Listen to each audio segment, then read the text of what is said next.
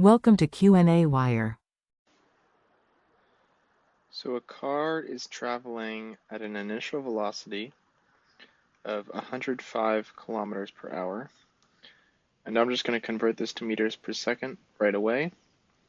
So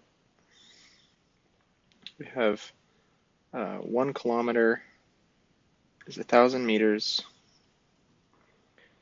and 1 hour is 3,600 seconds. So hours cancel, and we get meters per second.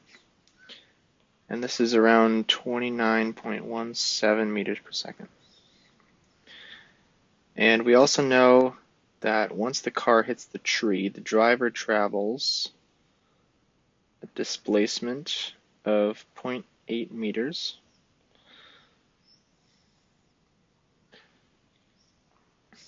And I also know that our final velocity is 0 because the driver comes to rest. So does the car.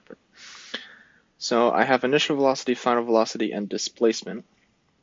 So that means I'm going to want to use this equation, and that will give me the acceleration.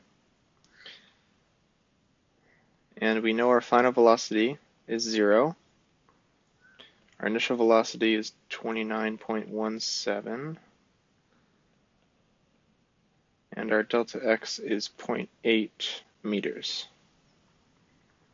And if you solve for a here, you get a is negative 531.7 meters per second squared.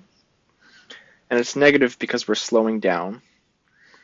And now if I want to find the magnitude of the acceleration in terms of g, I'll take the absolute value over g, which is going to be 531.7 over 9.8, and that's about 54 Gs of force.